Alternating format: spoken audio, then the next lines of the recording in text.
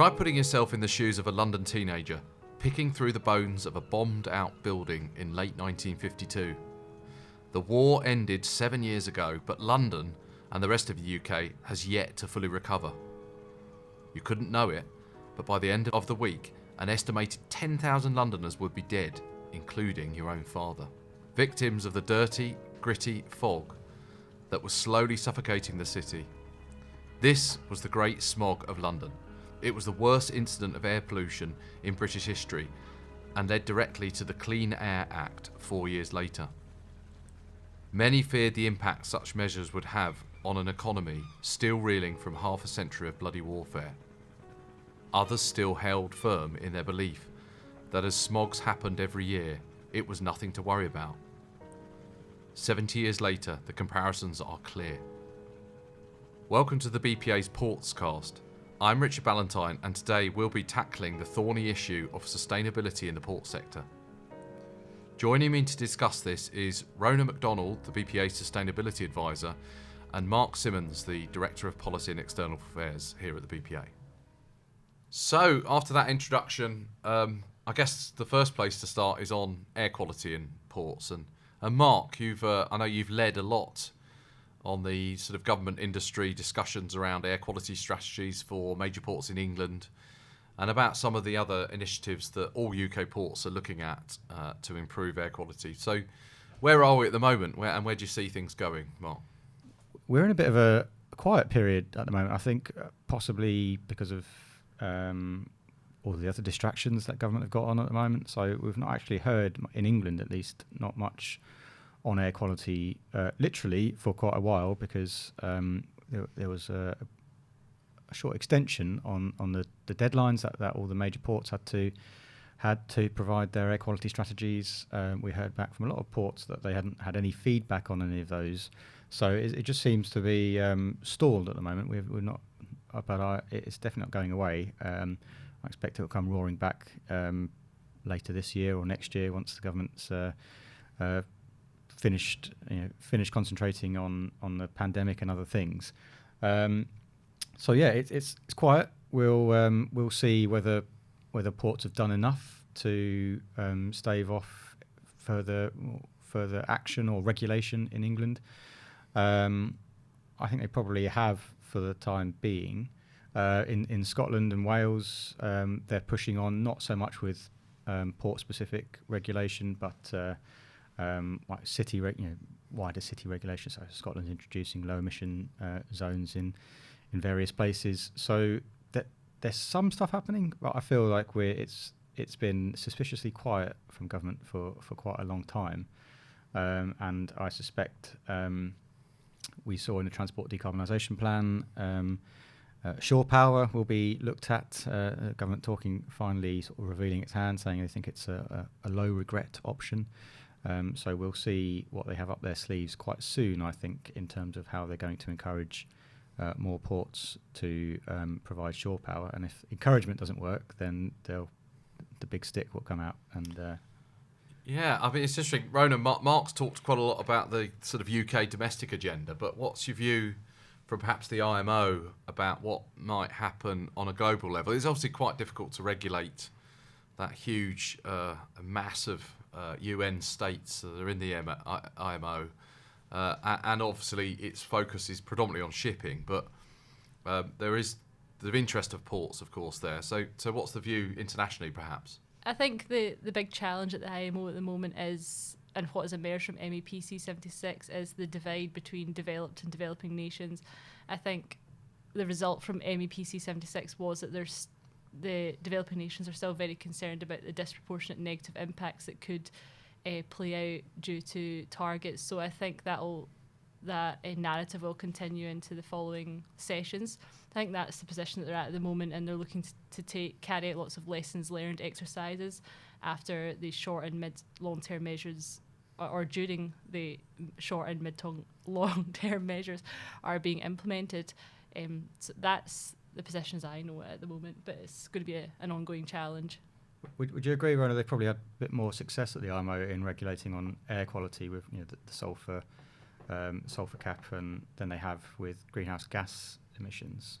Is that maybe because it's I don't know, because it's easier. Or would you agree, or not?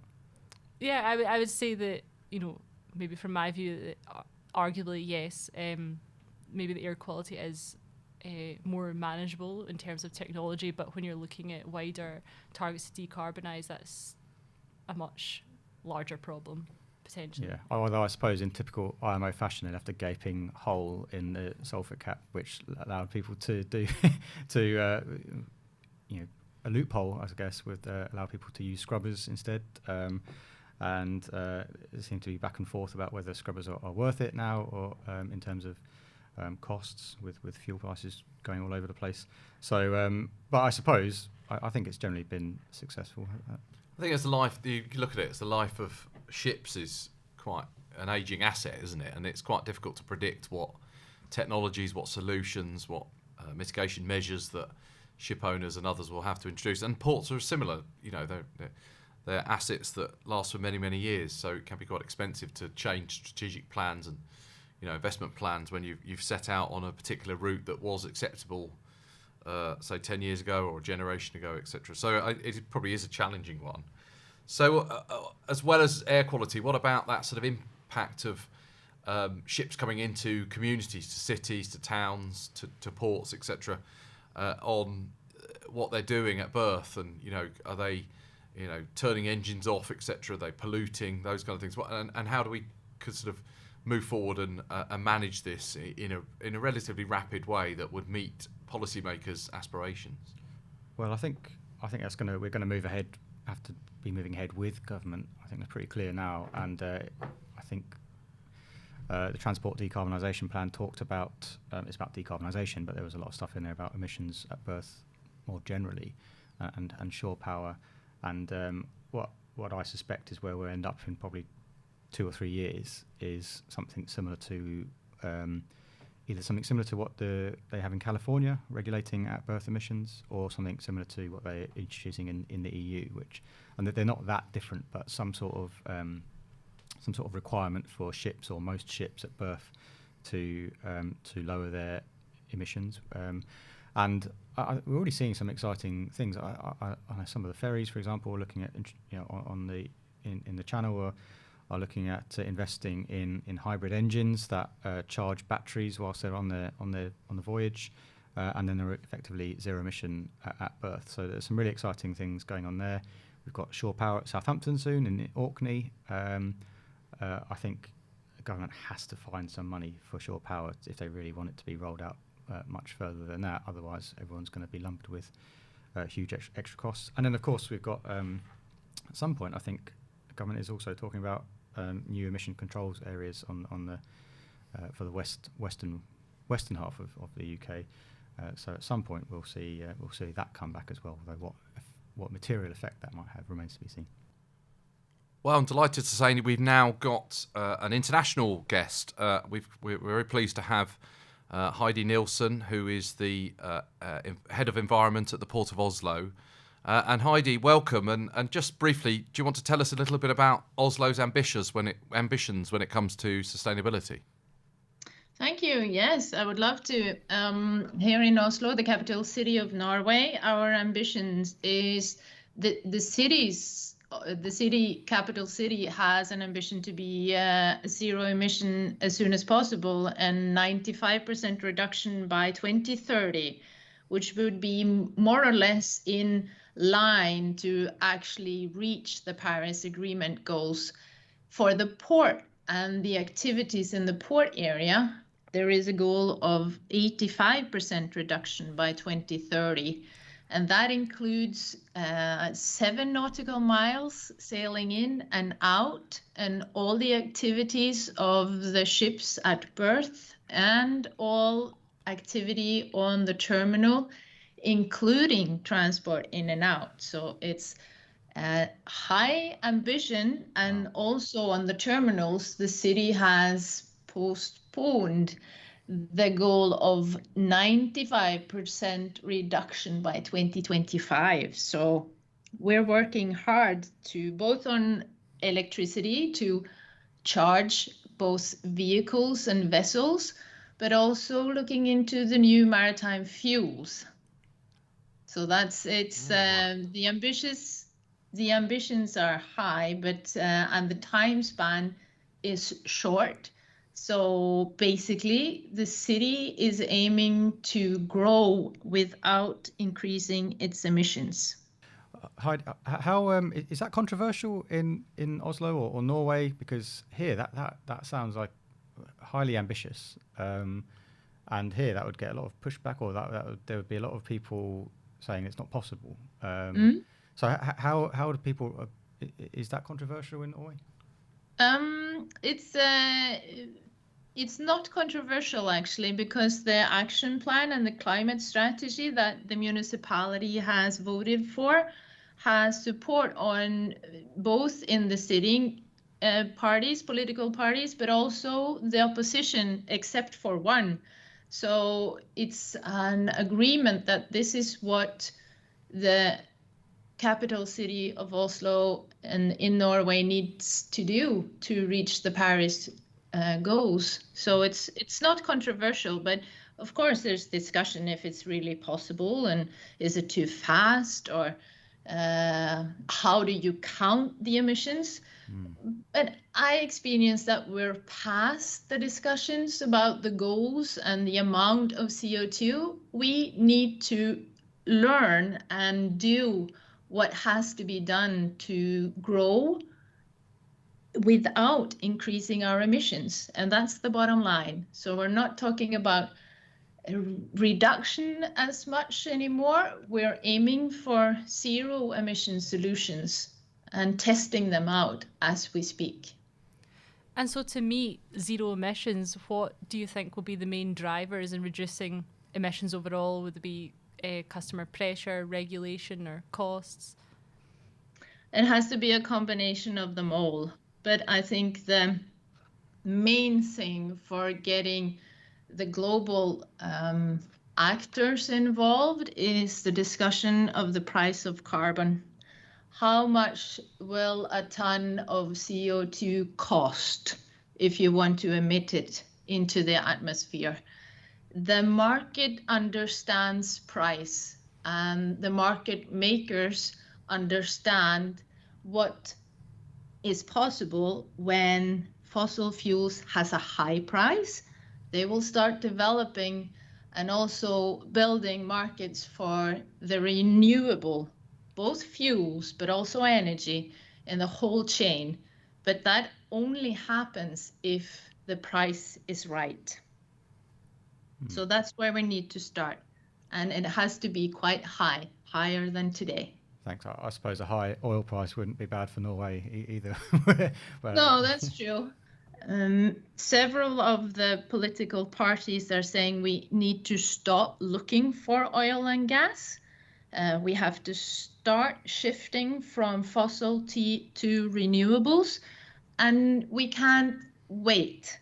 So there is a big discussion of how fast to start twisting the fossil industry over to renewables. And in Norway, we have highly competence in all the different sectors of the oil business, from offshore to onshore to ships.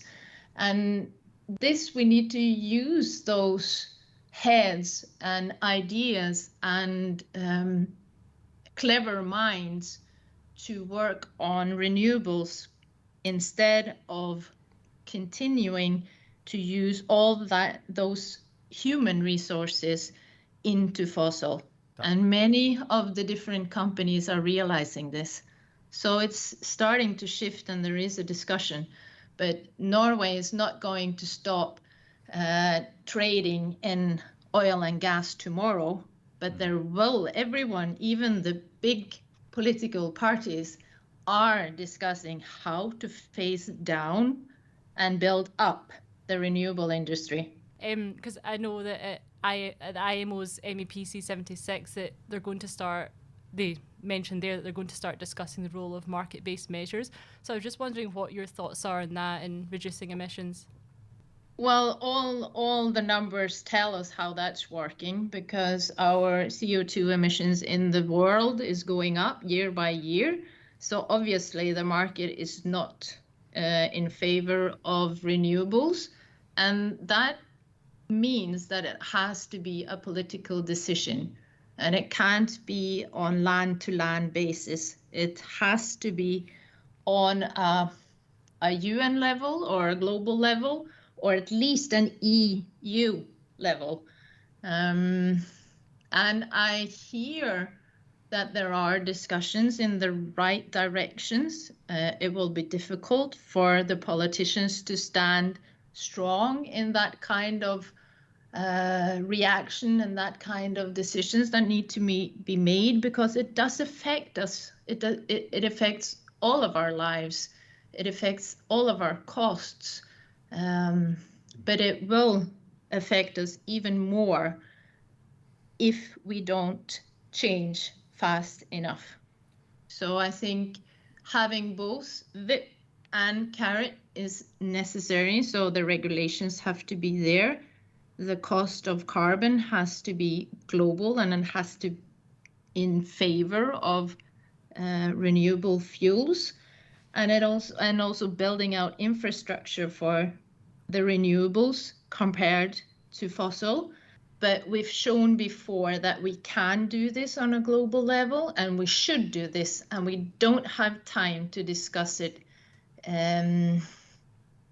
So I'm optimistic. How do you feel about the COP in Glasgow? I'm not particularly optimistic, but that's perhaps a more general reflection on how I see things. Heidi, yeah, I can see the EU perhaps getting its house in order, but then I'm not sure what that means for the UK, or in fact, I don't know what Norway's how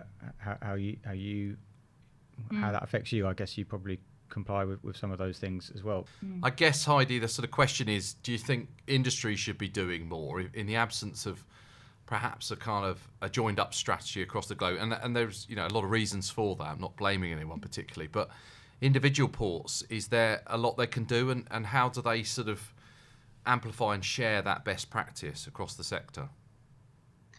I think ports can do a lot in being in between land transport and sea transport. There is no discussion regarding transport in general, which is a huge contributor to CO2 emissions in Europe and also in the world. But the potential of shifting cargo from land-based as truck land-based to short sea shipping, for example, there is a huge potential to reduce emissions from transport sector if you do this in cooperation with the different ports having the same infrastructure, making it good solutions, but also reduced costs.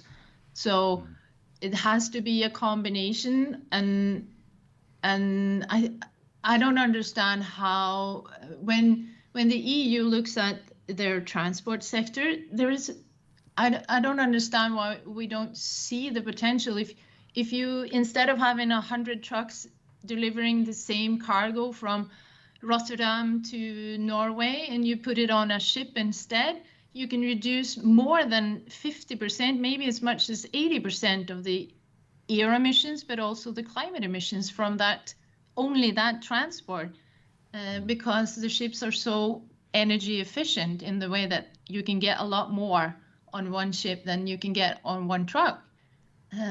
So there's something here that I think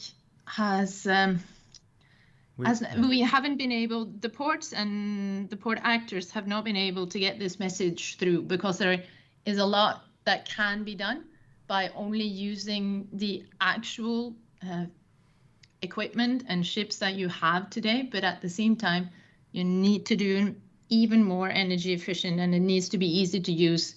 And those who actually invest, being shipping companies or being ports or being transport handlers on land, it has to be that the winners are those who invest in zero emission solutions.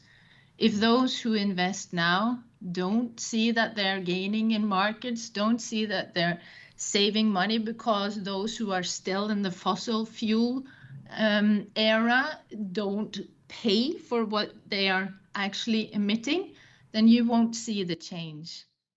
People have to invest because it's a good idea and it gains their business. So it comes back to the carbon price, I'm afraid. Yeah, and that message on short sea shipping is one we've been pushing for a long time, but Yeah. and we struggle to get it through to government as well, no matter how I feel like we say it all the time. But this might be take a slightly different focus. Heidi, I hope it isn't too neurotic or insecure a question, but one of the reasons we were keen to have you on and speak to you in this episode was in the UK we quite often look to Norway and Scandinavia when it comes to green and progressive policies, and we quite often point to things that are going on over there and say, should we be doing that?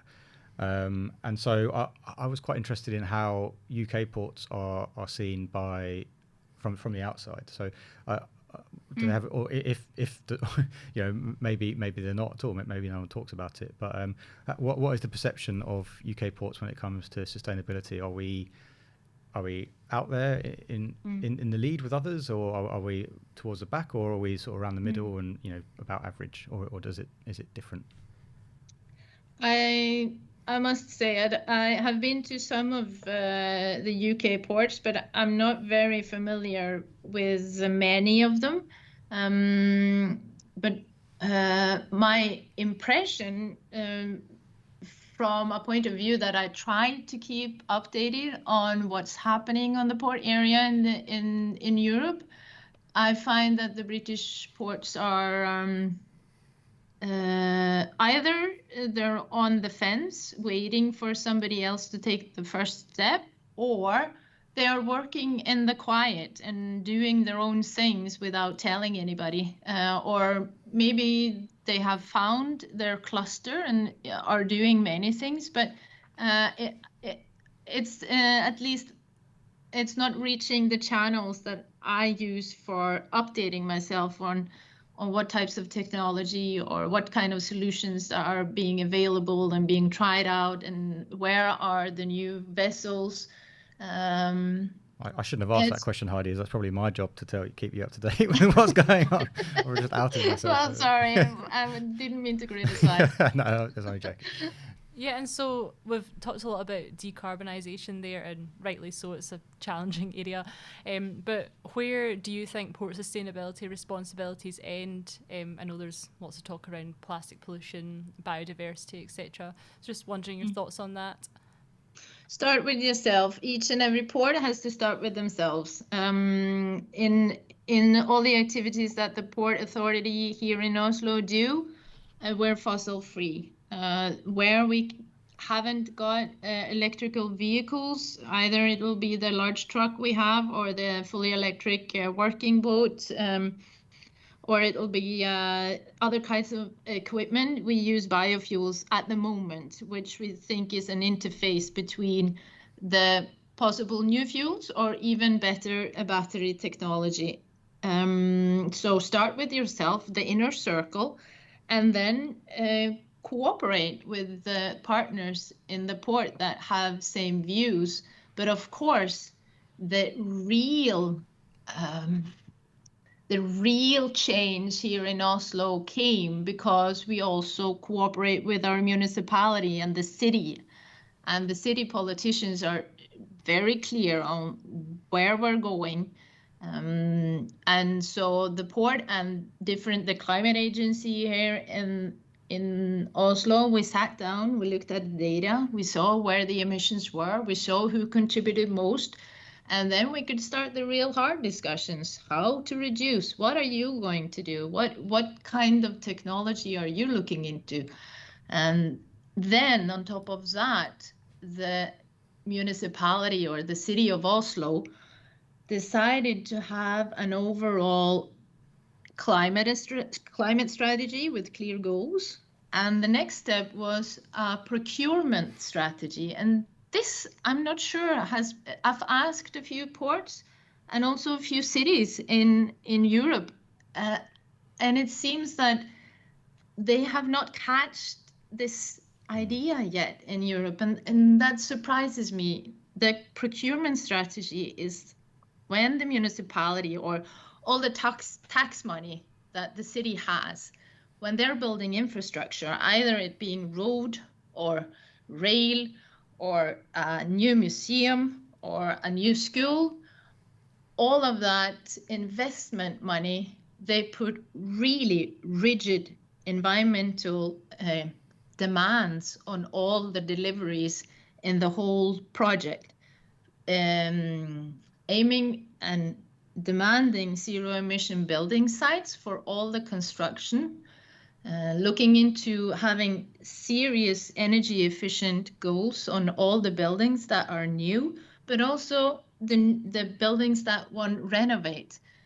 And all the taxpayers' money, they demand it to be the best available technology in regard to energy, and also what kind of materials you use, and also the life cycle into it.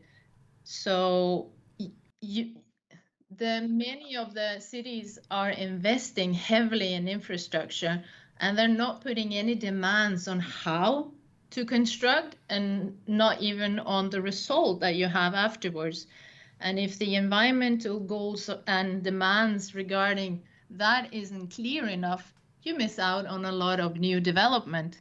And I think this is where the city of Oslo has done something right. And they are pushing the different markets in the right direction. And we see that in our port.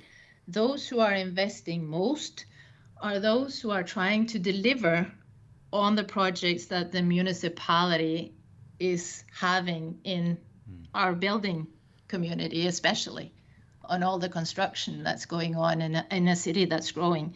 And this potential, if you look at that in not just cities around the world, but port cities, and you can get the instead of having trucks delivering all this transport work all around our cities, use ships, use boats, use the most energy efficient transport, please. Yeah. And you can reduce both your cost and emissions.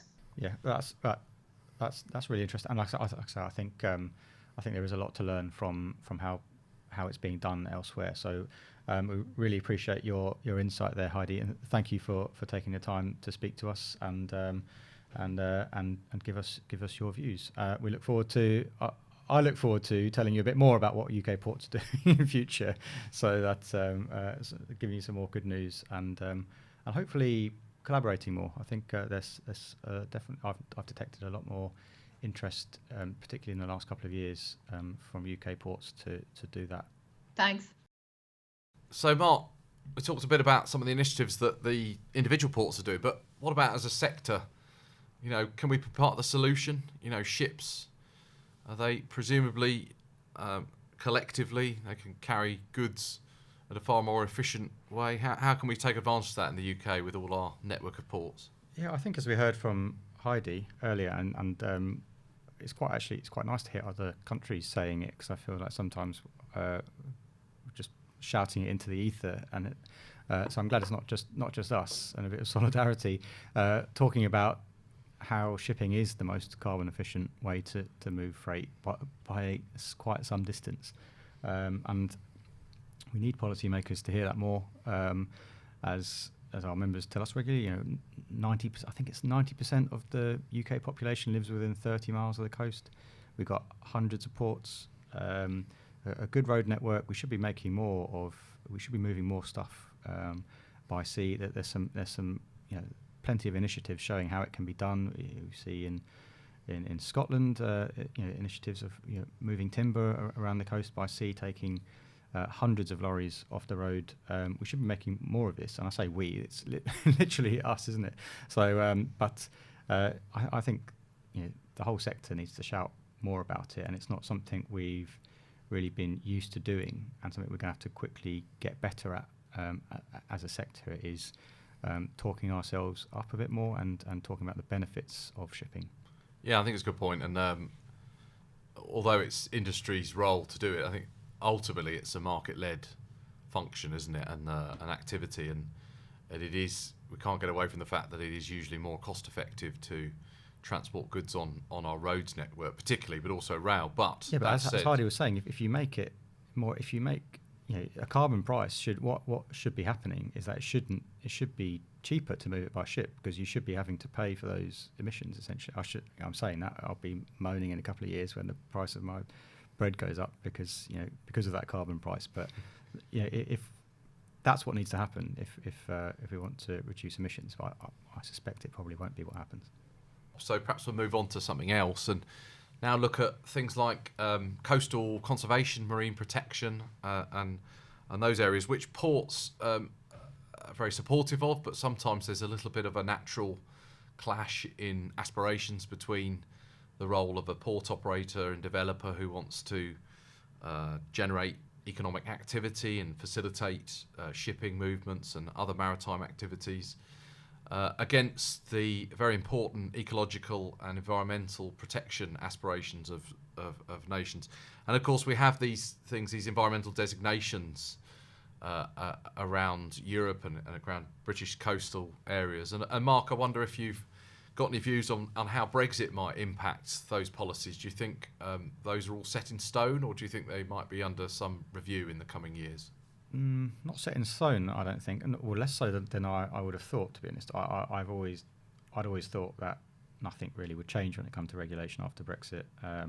I've been surprised that they're already opening up the government are already giving themselves the space, in England at least, to open up the books on some bits of the habitats regulations and the Water Framework Directive, which I think is probably a good thing. They're doing it in a fairly cautious way. It's such a sensitive area, literally and metaphorically. But I think the frustration for many ports that I've seen over the last 5 or 6 years is that a lot of these things are introduced or changed, and without any real ecological benefit resulting from them.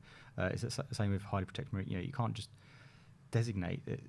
The UK government, it wants to designate and show, we're protecting this area, but then years will pass before they're actually doing anything. They won't properly fund it. They're not willing to put in, that they want they want to show, look, we've protected 38% or whatever it is of UK waters, but that's just lines on a map, and they're not actually giving it the money to do it, to do what's needed, and that's a frustrating thing. And I think also just the total, I'm going on a bit of a rant here, but a total misunderstanding from parts of government about what ports do and don't do. I think some of them think that ports are an arm of government, or some agency that they can use to do their work for them, and it's just not. Well, we know that's just not the case. So I think the frustration isn't with protection. Everyone knows that biodiversity, habitats, all these things need to be protected, and is serious about that. And most people who work in ports are really passionate about that. But what the frustration is that they just have endless bureaucracy without any actual benefit to the environment. In so many, I've seen it so many times, and so many times you ask an official at a regulator or in government, what is the benefit? What are you trying to do, and how will it benefit the environment? And they just can't tell you the answer. It's so frustrating. I assume, Rhona, just very briefly, if you don't mind, I assume these kind of things don't come up at the IMO as much as, say, for example, air quality regulations for ships and others. This sort of marine protection drive is probably more domestically led. Is that your sort of understanding? I would say certainly from MEPC 76, major part of those weekly discussions were on greenhouse gas targets, but there's also a discussion on underwater noise and protecting marine mammals from that. So that's definitely coming into the forefront, and I know that that conversation is going to be continued at MEPC 77. So it is definitely there, but decarbonisation does take up majority of that discussion. Yeah, we can see the aspirations there, can't we? Yeah. So. Which is a shame, because I think it's important to note that whilst we're in a climate emergency, we're also in an ecological crisis as well. So definitely it would be good to see more work done on that. Yeah, and I think, as Mark, you said, sort of balancing that against economic activity and developer activity, because ports generally, there's a lot of, as we said earlier, there's a good positive story from the ports industry about what they can do to reduce congestion, be more efficient and mode of freight transport, etc. So I think there is a balance that's needed around, too much conservation objectives stifling potentially something as part of the solution. It's not the objectives. It's just I don't think their government is willing to put its money where its mouth is when it comes to these sorts of protections. But I don't know what you think, Rhona, but we've got the biodiversity COP next year, I think, unless it's been postponed further. But do you think decarbonisation is sort of outshining the biodiversity crisis, or is there enough attention on biodiversity, or is it right that decarbonisation takes the spotlight? I would say yes, it definitely has, and I think that, of course, like with combating climate change and decarbonising sectors naturally will improve biodiversity in some respects. However, I think there needs to be more of a balance. I think you're right, and I suppose actually one of the biggest changes for ports coming in about 2 years is going to be the net gain. So they're going to need to. It's going to become law that on the terrestrial area, which goes all the way down and covers the intertidal zone, any development will need to result in a 10% increase in biodiversity. And government's been tying itself in knots trying to how do you measure biodiversity in an area like the intertidal area, which is extremely difficult to do, it turns out. And so ports are going to have to do that in a couple of years, and from what we've seen so far, it's going to be really complicated and really hard. So, and then following that, we're going to have to start doing it in the marine area where we don't know what's down there half the time. So, yeah, some really big challenges coming on biodiversity. So thanks to Heidi Neilson from the Port of Oslo, and also to my colleagues Rhona MacDonald and Mark Simmonds for their thoughts on this subject. And join us again next time for the BPA Portscast.